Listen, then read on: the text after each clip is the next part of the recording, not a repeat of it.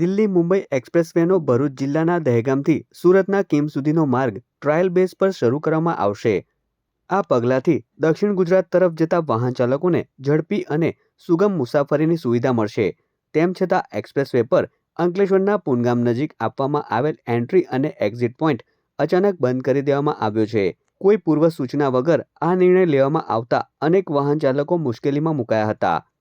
Entry exit બંધ હોવાના કારણે કેટલાક વાહન ચાલકો રસ્તામાં જ અટવાઈ ગયા હતા અને યોગ્ય માર્ગદર્શનના અભાવે ભારે અસંતોષ વ્યક્ત કર્યો હતો।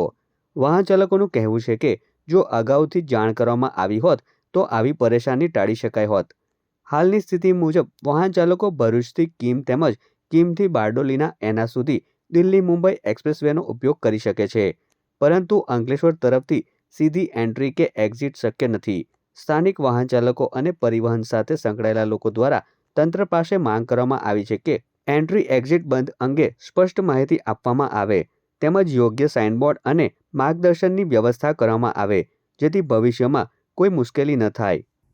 મેન આપણો જે નેશનલ હાઈવે 8 નંબર છે ત્યાંથી આવતા કિમનો જે આપણો હાઈવે ચડવાનો જે રૂટ ખરો ત્યાં રસ્તો બંધ છે, તો અમે લોકો સામેથી ચડ્યા, સામેથી આવ્યા તો સામે તો પછી આ રસ્તો મુંબઈ બાજુ જતો હતો, તો મુંબઈ ત્યાંથી કોઈએ એવું કીધું કે ભાઈ તમે રોંગ સાઈડ અહીંયાથી આવી જાઓ અને પછી આગળથી ક્રોસ છે તો તમે સીધા પાછા આ રસ્તે નીકળી જશો અમદાવાદ બાજુ।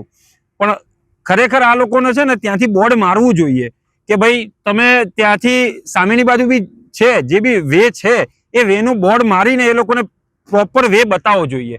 ઘણા લોકો અટવાય છે, ઘણા લોકો આમ જાય છે 20-20 કિલોમીટર ફરીને પછી પાછા આવે છે।